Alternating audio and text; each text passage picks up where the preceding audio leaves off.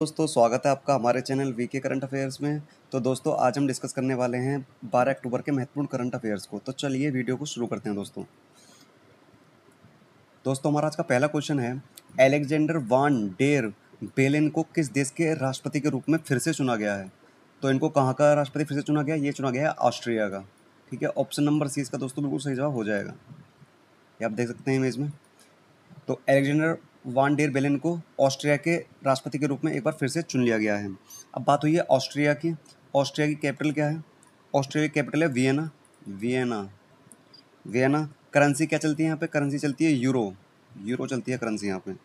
ठीक है, प्रेसिडेंट यहाँ के अलेक्जेंडर वान डेर बेलेन बन गए हैं। ठीक है, इसके अलावा बात कर लेते हैं अब जो रिसेंटली में जो प्राइम मिनिस्टर या प्रेसिडेंट नियुक्त हुए हैं उनके बारे में एक बार देख लेते हैं। तो प्राइम मिनिस्टर ऑफ सऊदी अरब के प्राइम मिनिस्टर कौन बने हैं? ये बने हैं मोहम्मद बिन सलमान। आप हमने कुछ दिनों पहले डिस्कस किया था। मोहम्मद बिन सलमान कहाँ के बन गए हैं? ये बन गए हैं सऊदी अरब के मोहम्मद बिन सलमान प्राइम मिनिस्टर। ठीक है दोस्तों, इसके अलावा बात करें पहली महिला प्राइम मिनिस्टर इटली की कौन बनी है? इटली की पहली महिला प्राइम मिनिस्टर ये बनी है जॉर्जिया मेलोनी। कहाँ की? इटली की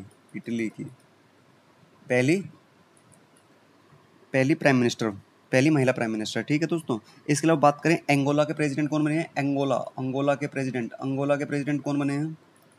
अंगोला के प्रेसिडेंट बने हैं कौन? Joao Lourenco. कौन? Joao Lourenco. ये बने हैं कहाँ के? ये बने हैं अंगोला के। ठीक है, इसके अलावा यूके की बात करें, यूके के पीएम कौन है बताइए? यूके के पीएम है बनी है अभी लिज ट्रस बनी है। ठीक है दोस्तों, काफ़ी चर्चाओं में थी। तो यूके के पीएम लिज ट्रस बनी है। इसके अलावा बात करें सर्बिया के पीएम कौन है? सर्बिया के पीएम कौन है? सर्बिया के पीएम है कौन है? सर्बिया के पीएम है एना ब्रेनेबिक। ये है कहाँ के? सर्बिया के पीएम। केन्या के भी अभी हाल ही में बने हैं। केन्या के कौन है? केन्या के हैं विलियम रूटो।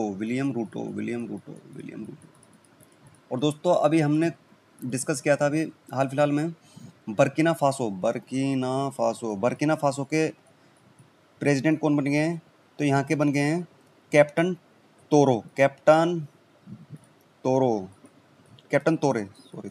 तोरे ये बन गए हैं। ठीक है, इन्होंने यहाँ के प्रेसिडेंट को हटा दिया और खुद यहाँ की कमान संभाल ली। कहाँ की? बर्किना फासो की। कमेंट बॉक्स में आप इसकी कैपिटल टाइप करके बताइए कि बर्किना फासो की कैपिटल क्या है। ठीक है दोस्तों, चलिए बढ़ते हैं नेक्स्ट क्वेश्चन की तरफ। दोस्तों हमारा अगला क्वेश्चन है, किस फुटबॉल खिलाड़ी ने क्लब फुटबॉल में 700 गोल दागकर प्रथम खिलाड़ी बने हैं? तो दोस्तों ये बने हैं कौन? क्रिस्टियानो रोनाल्डो ने क्लब फुटबॉल में 700 गोल दागकर पहले खिलाड़ी बन गए हैं। ठीक है दोस्तों, तो ये है क्रिस्टियानो रोनाल्डो। ठीक है, ये कहाँ किस देश के लिए खेलते हैं? ये खेलते हैं पोर्चुगल के लिए खेलते हैं। और इन्होंने कुल कितने मैच खेले हैं? इन्होंने कुल 944 मैचेस इन्होंने खेले हैं, जिसमें से इन्होंने 700 गोल दाग दिए हैं, 700 गोल इन्होंने कर दिए हैं। ठीक है फ्रेंड्स, चलिए बढ़ते हैं नेक्स्ट क्वेश्चन की तरफ। हमारा अगला क्वेश्चन है, हाल ही में गल्फ ऑयल लुब्रिकेंट्स ने किस भारतीय महिला क्रिकेट टीम खिलाड़ी को अपना ब्रांड एम्बेसडर घोषित किया है? तो किसको करा है? इन्होंने करा है स्मृति मंदाना को। इंडियन वुमेन टीम की कौन है? इंडियन वुमेन टीम की वाइस कैप्टन है। इनको गल्फ ऑयल लुब्रिकेंट्स ने अपना ब्रांड एम्बेसडर बनाया है। ठीक है दोस्तों, अब बात कर लेते हैं रिसेंटली में किस को ब्रांड एम्बेसडर बनाया गया है, उसको एक बार देख लेते हैं। अभी हमने डिस्कस किया था फायर बोल्ट हाल फिलहाल में हमने डिस्कस किया था फायर बोल्ट ने किसको बनाया अपना ब्रांड एम्बेसडर? ये बनाया कियारा आडवाणी को। ठीक है दोस्तों, इसके अलावा हमने कल ही डिस्कस किया था महेंद्र सिंह धोनी ने अभी क्या एक ड्रोन लॉन्च किया था द्रोणी नाम से। ठीक है, ये किसके एम्बेसडर हैं? ये हैं गरुड़ एरोस्पेस के ब्रांड एम्बेसडर कौन है? महेंद्र सिंह धोनी। इसके अलावा बात करें मैक्स लाइफ इंश्योरेंस के कौन है? ये हमारे कैप्टन रोहित शर्मा और उनकी वाइफ ऋतिका सचदे। ठीक है, रोहित शर्मा और उनकी वाइफ ऋतिका सचदे को किसका बनाया गया? मैक्स लाइफ इंश्योरेंस का ब्रांड एम्बेसडर। इसके अलावा बात करें तो वानी कपूर एक्ट्रेस हैं। वानी कपूर ये किसकी बनी है ब्रांड एम्बेसडर? ये बनी है नॉइज़ की, नॉइज़ कंपनी की ये बनी है, ठीक है। नॉइज़ आपको बताइए स्मार्ट वॉच बनाती है, इसके अलावा हेडफोन वगैरह भी बनाती है। तो smart watch Noise XFit 2 smart watch की बनी है कौन? ये वानी कपूर। ऋषभ पंत की बात करें, ऋषभ पंत बने हैं डिश टीवी इंडिया के, डिश टीवी इंडिया कौन बने हैं? ऋषभ पंत। झूलन गोस्वामी बनी है, झूलन गोस्वामी किसकी बनी है? All women match official team, ठीक है, all women match official team, इसकी कौन बनी है? झूलन गोस्वामी। ऋषभ पंत जो हैं ये डिश टीवी इंडिया के तो बने ही हैं, इसके अलावा उत्तराखंड के भी ये ब्रांड एम्बेसडर बने हैं, उत्तराखंड के ब्रांड एम्बेसडर, ठीक है दोस्तों। जसप्रीत बुमराह किसके बने हैं? जसप्रीत बुमराह बने हैं यूनिक्स कंपनी के, यूनिक्स के ब्रांड एम्बेसडर, ठीक है दोस्तों। रविंद्र जडेजा किनारा कैपिटल के कौन बने हैं? किनारा कैपिटल के बने हैं कौन? रविंद्र जडेजा, ठीक है दोस्तों। इसके अलावा बात करें सौरव गांगुली किसके बने हैं? सौरव गांगुली बने हैं सेंचुरी एलईडी के कौन है? ये सौरव गांगुली सेंचुरी एलईडी के, ठीक है दोस्तों। राहुल द्रविड़ बने हैं किसके? राहुल द्रविड़ बने हैं प्लेटियो के, प्लेटो प्लेटो कौन बने हैं? ये बने हैं राहुल द्रविड़, ठीक है फ्रेंड्स। तो ये सब ब्रांड एम्बेसडर आप ध्यान रखिएगा, काफ़ी इंपॉर्टेंट हैं, पूछे जा सकते हैं आपके एग्जाम में। चलिए बढ़ते हैं नेक्स्ट क्वेश्चन पे। ये आप देख सकते हैं स्मृति मंदाना, साथ में महेंद्र सिंह धोनी भी हैं, ठीक है, जो भी ये भी गल्फ के ब्रांड एम्बेसडर हैं, ठीक है। चलिए बढ़ते हैं आगे। इसरो के चंद्रयान 2 स्पेक्ट्रोमीटर ने पहली बार चंद्रमा पर किस पदार्थ की प्रचुरता का मानचित्रण किया है? तो दोस्तों ये किया है किसका? सोडियम की खोज इन्होंने करी है चंद्रमा पर, ठीक है, किसने? चंद्रयान 2 ने, जिसके चंद्रयान 2 है, ठीक है। तो इसरो ने के अनुसार चंद्रयान 2 ऑर्बिटर के एक्सरे स्पेक्ट्रोमीटर क्लास ने पहली बार चंद्रमा पर प्रचुर मात्रा में सोडियम की मैपिंग कर दी है, ठीक है। इसके अलावा बात करें पहले चंद्रयान 1 जो मिशन गया था उसमें भी सोडियम का पता लगाया था, लेकिन उस बात की कन्फर्मेटिव पूरी तरीके से नहीं थी। लेकिन अब चंद्रयान 2 से ये बिल्कुल साफ हो गया है कि चंद्रमा की सतह पर सोडियम मौजूद है दोस्तों। अब बात हुई है इसरो की। इसरो का फाउंडेशन कब हुआ था? इसरो का फाउंडेशन हुआ था 15 अगस्त 1969 में, 15 अगस्त 1969 को इसका फाउंडेशन हुआ था। किसने किया था? विक्रम साराभाई थे, ठीक है। और अभी बात कर लेते हैं अभी चेयरमैन कौन है, तो श्री एस सोमनाथ जी इसके चेयरमैन हैं। एस सोमनाथ किसका स्थान लिया इन्होंने? के सिवन का स्थान लिया, ठीक है फ्रेंड्स। और इसका हेडक्वार्टर कहाँ है? इसरो का हेडक्वार्टर है बेंगलुरु कर्नाटका में इसरो का हेडक्वार्टर है। अब बात कर लेते हैं इसरो द्वारा अभी लॉन्च किए गए 75 ग्रामीण स्कूलों से 750 लड़कियों को द्वारा 75 गांवों से 750 लड़कियों द्वारा एक उपग्रह बनाया था, एक सैटेलाइट बनाया था। उसका नाम क्या है? उसका नाम है आज़ादी सैटेलाइट। आज़ादी पूछ लिया जा सकता है दोस्तों आपके एग्जाम में, काफ़ी इंपॉर्टेंट है। आज़ादी सैटेलाइट ये किसने बनाया था? 750 लड़कियों ने अलग अलग 75 गाँवों से इनको चुना गया था, इन्होंने मिलकर आज़ादी सैटेलाइट बनाया। अभी बात कर लेते हैं इंडियन रेलवे ने इसरो के द्वारा डेवलप किए गए RTIS यानी रियल टाइम इंफॉर्मेशन सिस्टम को यूज़ किया है ट्रेन की ट्रैकिंग को लेके, ये भी आप याद कर सकते हैं। इसरो ने अभी हाल फिलहाल में हाइब्रिड मोटर का सफलतापूर्वक टेस्ट किया, हाइब्रिड मोटर का, ठीक है दोस्तों। इसके अलावा बात कर लेते हैं साउथ कोरिया ने चंद्रमा के लिए अपना पहला अंतरिक्ष यान दानूरी लॉन्च किया है। कौन सा? दानूरी लॉन्च किया है किसने?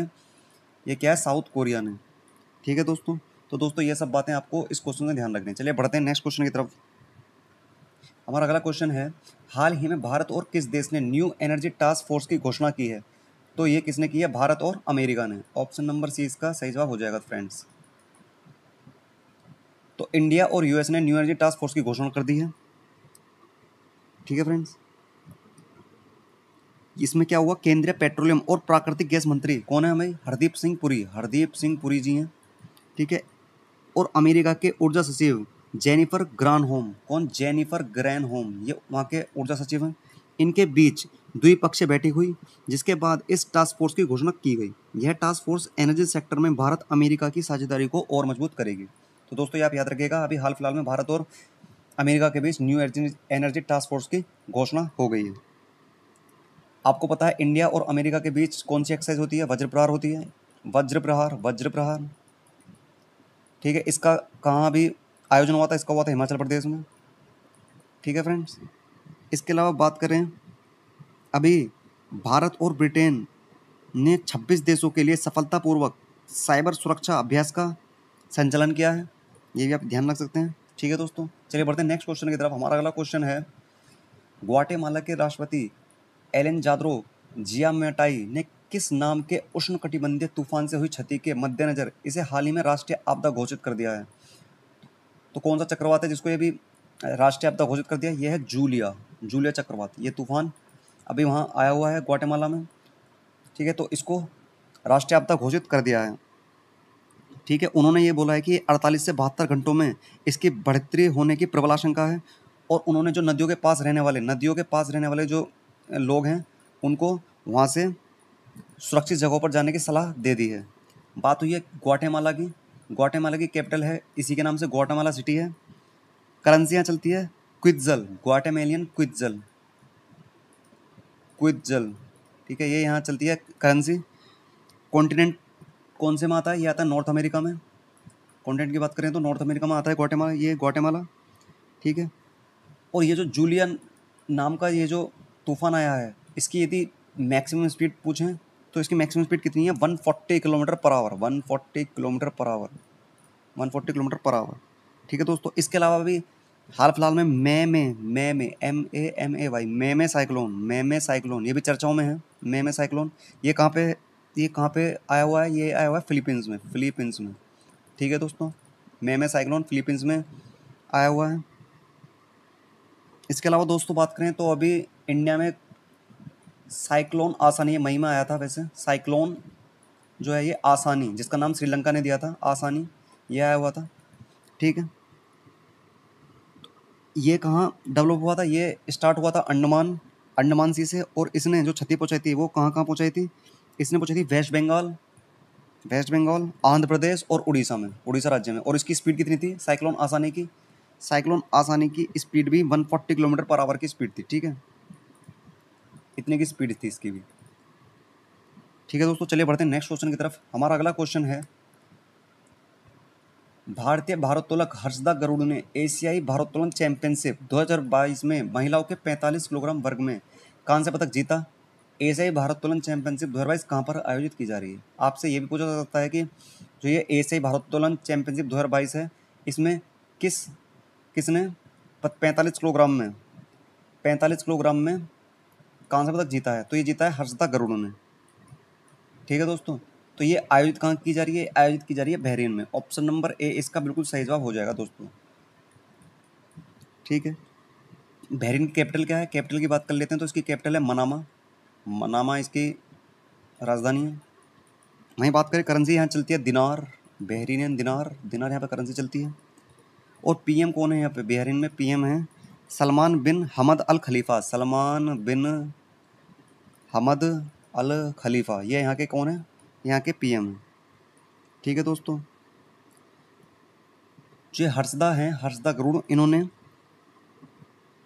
इन्होंने क्या कहते हैं, स्नैच में 68 किलोग्राम 68 केजी उठाया, 68 केजी। और क्लीन एंड जर्क में इन्होंने 84 किलोग्राम भार उठाकर कुल कितना भार उठाया इन्होंने? 152 केजी इन्होंने भार उठाकर ये ब्रॉन्ज मेडल जीता। ये आप याद रखिएगा, ठीक है। तो चलिए बढ़ते हैं नेक्स्ट क्वेश्चन की तरफ। हमारा नेक्स्ट क्वेश्चन है, हाल ही में किस संस्थान ने poverty and shared prosperity 2022 report जारी की है? तो poverty and shared prosperity 2022 report ये जारी की है विश्व बैंक ने। ऑप्शन नंबर 20 का दोस्तों बिल्कुल सही जवाब हो जाएगा।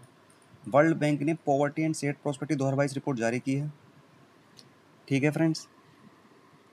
इस रिपोर्ट के अनुसार उच्च खाद्य और ऊर्जा की कीमतों ने कोविड-19 के बाद से गरीबी उन्मूलन के लिए सबसे बड़ा झटका लगा है, गरीबी उन्मूलन को। अत्यधिक गरीबी उपसहारा अफ्रीका देशों में केंद्रित है। सबसे ज़्यादा जो गरीबी फैली है वो कहाँ, अफ्रीका देश में फैली है, जिसमें गरीबी की दर लगभग कितनी है, 35%। कितनी, 35% गरीबी को दर्ज किया गया है। और अत्यधिक गरीबी में सभी लोगों का कितना परसेंट हिस्सा है, 60% हिस्सा है। ठीक है, तो ये इन्होंने रिपोर्ट जारी की है विश्व बैंक ने। बात हुई है वर्ल्ड बैंक की, इसका हेडक्वार्टर है वॉशिंगटन DC में, USA। ठीक है, प्रेसिडेंट आपको पता ही है कौन है, डेविड मालपास है, डेविड मालपास। ओके, फाउंड ये हुई थी 1944 में।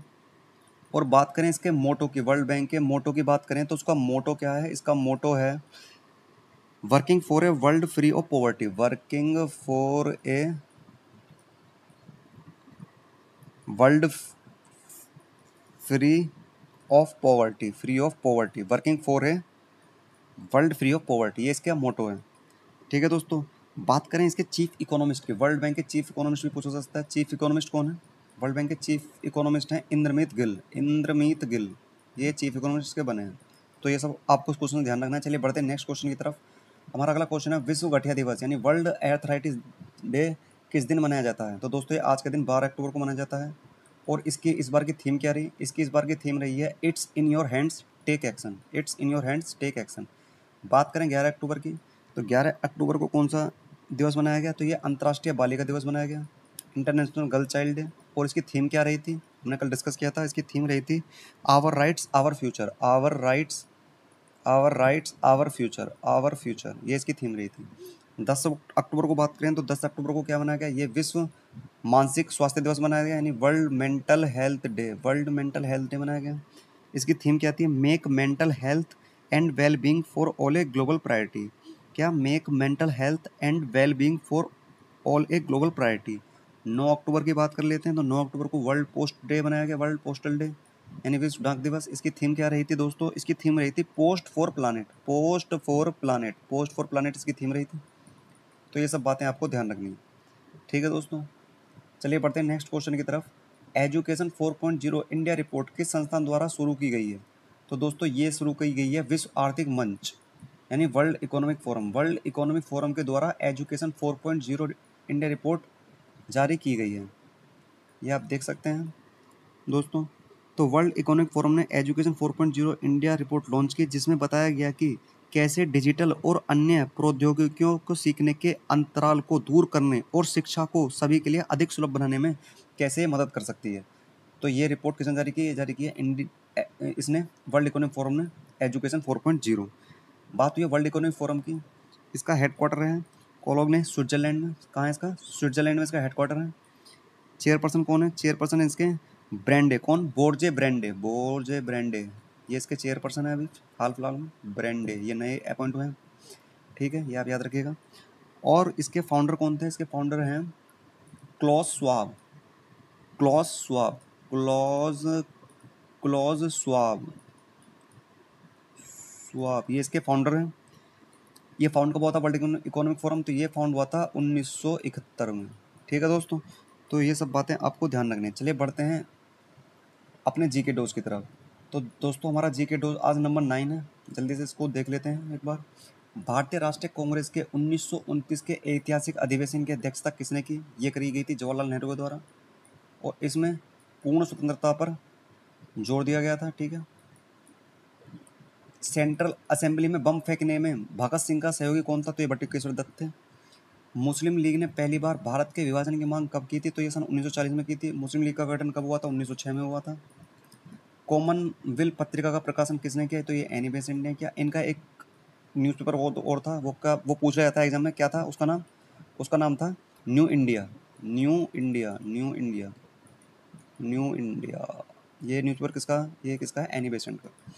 अर्थशास्त्र में नोबेल पुरस्कार पाने वाले एकमात्र भारतीय कौन है, तो ये हैं अमर्त्य सेन। विधवा पुनर्विवाह अधिनियम 1856 में किसके प्रयासों से अधिनियमित किया गया, ये ईश्वरचंद्र विद्यासागर के द्वारा किया गया। ठीक है, और इस समय वायसराय कौन थे, वायसराय थे लॉर्ड कैनिंग। भारत की आज़ादी के समय कांग्रेस का अध्यक्ष कौन था, तो ये था जेबी कृपलानी, जेबी कृपलानी थे इसके अध्यक्ष। पानीपत की दूसरी लड़ाई किसके समय के बीच हुई, ये किस किस के बीच हुई, ये हुई अकबर और हैमू के बीच, सन 1556 में हुई। महान संगीत तानसेन किसके दरबार में रहते थे? तो ये रहते थे अकबर के दरबार में।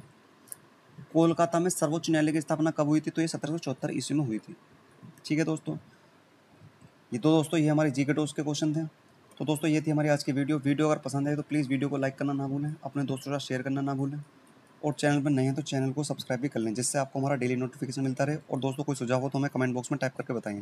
तो दोस्तों मिलते हैं नेक्स्ट वीडियो में, तब तक